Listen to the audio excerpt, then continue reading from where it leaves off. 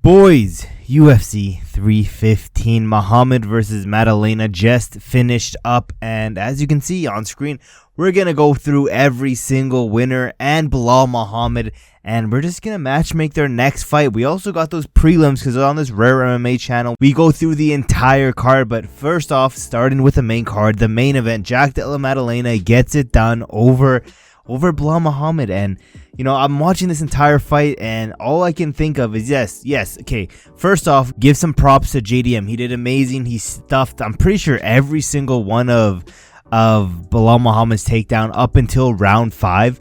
But like, I feel like Belal Muhammad was sipping too much of his own Kool-Aid, and I don't know what the game plan was. Yes, they were saying, you know, we can never call, I think it was DC, you can never call Belal Muhammad boring anymore. He just gave us a war. Yeah, but you can still call him retarded. I don't know what that game plan was, but this dude refused to try to mix things up. He refused to do anything other than, you know, hands like Canelo. I got hands like Canelo. You know, that's all he wanted to do. And it showed in this fight, you know, fight IQ 0, brother. And because of that, alhamdulillah, we're going to see Della Maddalena Makhachev next. It's going to happen next. You know, there's no other reasoning on why it's not going to happen. The only thing I could think of is maybe Jack doesn't want to fight Makhachev. He wants to defend against someone else, but I don't see why he would want to do that. Number one, this boy's getting paid for this pay-per-view. I guarantee he's going to be one of the bigger pay-per-view events we can do this year, JDM versus Makhachev.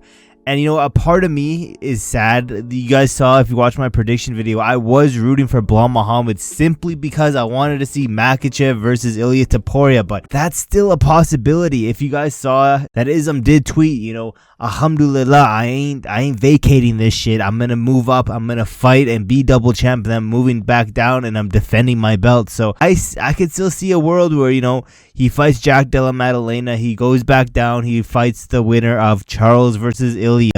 But again, I can also see, you know, inshallah, that this dude goes out here and he beats JDM, or even if he loses to JDM, he retires after that. And then we're just robbed of Ilia versus Makhachev, you know, but it is what it is. It makes all the sense in the world to book these guys next. Let's get into Belal Muhammad. I guess I didn't really talk about JDM, but JDM did very, arguably could have won. I guess there's an argument for all 5 rounds, but he could have easily have won 4 rounds. For sure won round 1, 2, and 3 in my opinion. But yeah, JDM did very good. Finally, we have some fun finishing potential in the championship picture at 170. Moving to Belal Muhammad. What do we do with low IQ Belal Muhammad? Now, again, I don't understand the game plan of this dude. Like I was saying, this dude, even if he catches JDM clean on the chin, this guy doesn't have the finishing power. He doesn't have the power in general to hurt JDM, to wobble JDM. And we saw that over and over again. Yes, JDM was doing a good job rolling with a lot of these punches, but Belal was landing on JDM. And it wasn't hurting him at all. Yes, maybe JDM's a little bit bruised up, but it wasn't anything significant where we saw JDM wobbled, rocked, any of that stuff where we saw Belal rocked. We saw him a little bit wobbled. What do we do with Belal Muhammad next? We look at the division right now. Again, we're going to have JDM versus Islam. We're going to have Usman versus Buckley here soon. I think it makes the most sense to do Belal Muhammad, Ian Gary. And I guarantee after Ian Gary watched JDM do what he did to Belal on the feet, I think Ian Gary is going to be very confident in himself to fight someone like a Belal Muhammad. I could see this being the next fight. I could also see maybe them doing a Rakhmonov fight in the meantime, because the 170 division is going to be busy because we're going to have Islam move up. So I could see it being Rakhmonov. I think they're going to do an Ian Gary, but again, I don't know. Right now, I'm going to say Ian Gary. I think this would be one of the more entertaining fights you can make right now. And plus, again, if I'm Ian Gary and I just watched how Belal fought JDM, I want that fight next. But let's keep moving down. Valentina got it done.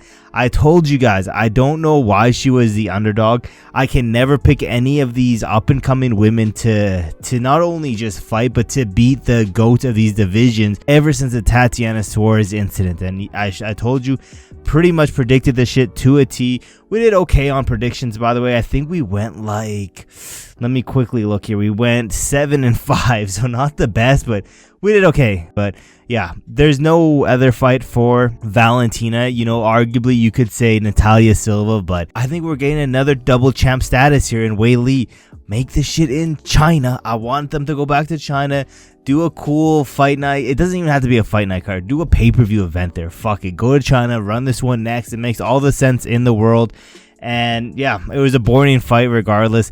I think Wei Li beats both of those girls. I think she beats Valentina. I think she beats Manon. I think she beats a lot of these girls in these divisions. But moving down, fucking Ariel Helwani retired my boy Jose Aldo for the second time. We got the double Jose Aldo retirement, and I think that's why we didn't get to see a send-off, because he already retired. But I don't care. We've seen Anthony Smith get a send-off, like a little tribute video. I wanted one for Jose Aldo, and it's not like they needed a advancement to know that Jose Aldo is gonna retire. They could have had this shit in their back pocket. Let's be realistic. They're lazy with it. They don't care about the legends of the sport, and it's just another reason why the UFC is going downhill. Zahabi called out, I believe, Marlon Vera. I believe he called him out, or else I'm just going schizo mode. But I believe he called out Cheeto. Cheeto is fighting Mario Batista here soon.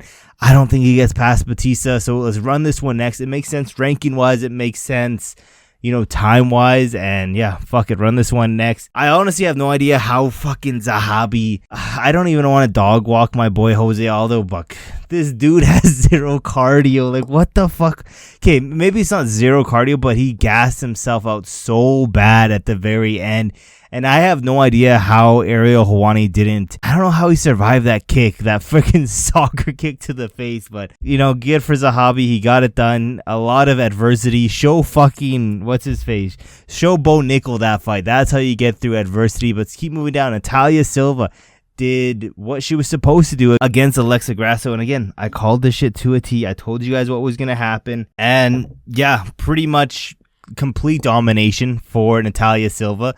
And like I said, this division, the title picture, just like 170, is going to be a little bit busy.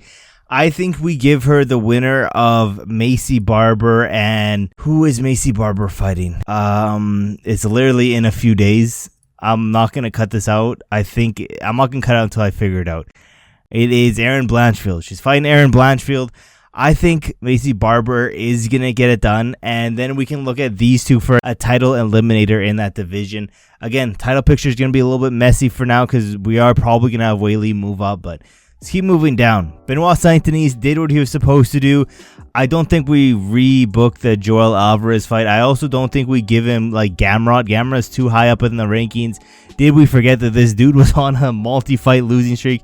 Let's give him someone close in the rankings, also not doing that hot recently either. I think Rafael Fiziev would be an incredible fun fight I think this is a good matchup for both these dudes. Super fun fight. Winner of this, then we can maybe look at a Fiziev fight, but I think we run this one next. Benoît Saint Denis should be ready to go whenever. He didn't take any damage out there. And hopefully that Kyle guy, hopefully if he was smart, he signed a multi-fight deal with the UFC for coming in here on short notice. But it is what it is. I hope we get to see this fight next. This would be a really fun fight. I could even see this being a main event of a Apex card. But let's quickly run through these prelims. I know a lot of you guys don't really care that much for the prelims, but Mike Malott got it done. I think we give him an unk in this division. I think we give him someone who's high up in the rankings, but like a dude who should retire. I'm talking about Santiago Ponzinibbio. Just look at this picture. It already looks official. It already looks like something the UFC would book. Let's do this one next. Then Jasmine got it done. Very dominant. Good win for her. The best win in her career so far. I think we match her up with Alexa Grasso. Now, ranking-wise, it does actually make sense. Grasso now on a 2-fight losing streak. Jasmine on a crazy win streak right now, and just getting a former champ on her resume. I think we do back-to-back former champs. This would be a fun fight to add on a... Again, they're probably going to put this on a pay-per-view. I wouldn't be mad at this on a prelim pay-per-view like slot. I don't want to see this shit on a pay-per-view, but I could see them doing that. I wouldn't be mad seeing this on a like an Apex, a non-pay-per-view fight card main event. I wouldn't be mad about that, but I want to see this one next. It makes sense ranking wise. It makes sense scheduling wise. Neither of these girls really took that much damage, or they're gonna be out for 6 months, a year. You know, they should be back in here relatively soon, but let's keep moving on. Ion Cutelaba, he got it done, even though it was a robbery and the judges didn't see it that way. He got it done. I'm not putting fucking Bukowski's on here. I don't think he won. Ion got it done. He got robbed. I think we do Ion Cutelaba, Jimmy Crute next. It makes sense ranking wise. I think this would be a really fun fight. Jimmy Crute has, I don't even know if this dude's in the UFC anymore. I probably should have checked, but hasn't really had the best career circumstances wise. I believe 2 out of his last 3 fights have been a draw. Fuck it, run this one next. I think this would be a fun fight, and it just looks official. Moving down, Navajo Stirling also got it done, still undefeated.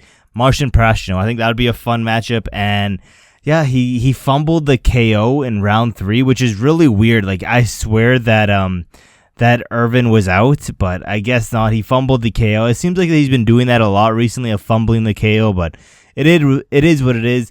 Marc-Andre Barriault literally retired Bruno Silva. If Bruno Silva doesn't retire after this fight, he should at least be cut from the UFC. He's taken too much damage recently. He's not the same fighter. His head, his chin, not the same whatsoever.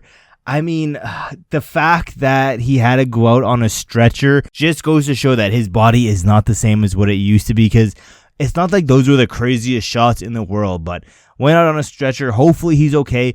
I'm praying that he either calls it a career or the UFC just don't sign him back. Like, they cut him, because they don't need him in here. We don't need to see any more CTE specials. But Marc-Andre Barriault got it done. I think a fun matchup could be Cesar Almeida.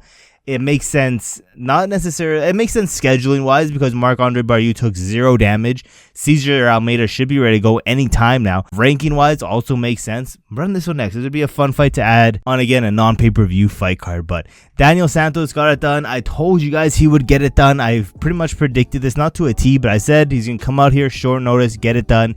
He did. He looked good in this weight class. I don't want him to go back down. I want him to stay at featherweight, and I think a fun matchup at featherweight, Alexander Hernandez. You already know how I feel about Hernandez, but I think, again, this could be a fun matchup and possibly a war. I could definitely see this fight turning into a war, but a good fight, and I want to see this one next. Moving down, Bekzat got it done, knocked out. I picked Brad Katona, and it is what it is. Apparently, this dude is as good as what he showed in his debut. But regardless, he called out a lot of dudes. He says he's here for the belt. I think we do a Ramos Tavares next. I think this would be a fun matchup. And yeah, that's every single winner and Belal Muhammad that we matched up here. Let me know in the comments below, what do you guys think of 315? What do you think of this matchmaking? Should you match up anyone else a little bit different? And yeah, thank you guys so much for watching to the end of the video, and I will see you guys in my next video.